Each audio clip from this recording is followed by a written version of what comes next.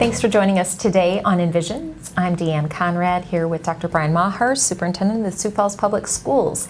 And there's a lot of work been going on behind the scenes. Believe it or not, people always say, what do you do in the summer? Do you work in the summer? A lot of activity that happens in the summer months. Some of that is just getting together information and paperwork that's required by the state and by the federal government to make sure we're doing everything we say we're going to do. And there's something that has recently been compiled, the Comprehensive District Academic Improvement Plan. What is it, and how will it drive where we're headed for the future?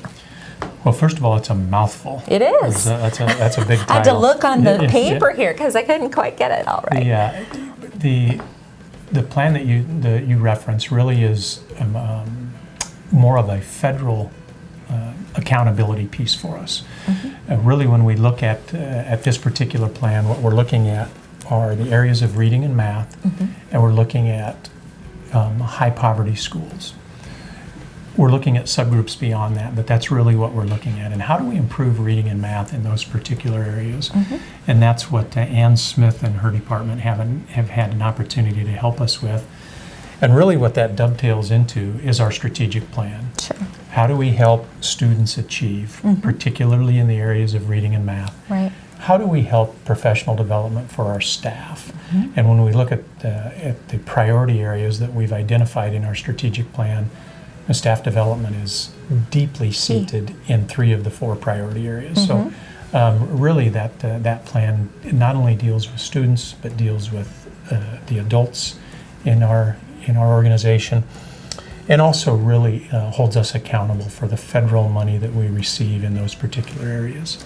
So the submission of that plan sort of happens between now and the beginning of the school year, and then those federal dollars, it's kind of a plan as to how those federal dollars are going to be used. Right. Right now, like a lot of people who are reliant on federal dollars, we're mm-hmm. guessing mm-hmm. at the amount of money that we'll get this fall.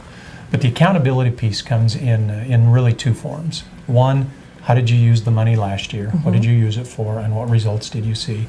And 2, what plans do you have in place for this coming year? How are you going to, if we give you this money, right, how are you going to use it for the coming year? Right. So really it holds us accountability. It holds us accountable for what we've done. It also holds us accountable for planning how we're going to look ahead. Right. In the Sioux Falls School District, it ties in perfectly with our strategic plan and with our goals and strategies that we have in place. Absolutely. So all of those items, while they might have titles of their own, they all sort of mesh together to have that common goal of doing projects, implementing curriculum to improve the achievement of our students across the board. Very much so. That's really our job in the central office, so that when you get to the classroom, the teacher can just teach. Yeah. And so we have to figure out how do we take the pools of money, the resources that we have available, pool them all together, and make sure that our kids have what they need and our teachers have what they need to make sure that we have the teaching and learning that we need as a community. Right. All of those resources used effectively and efficiently. That's our goal. All right. Wonderful. Well, thanks for joining us today on Envision.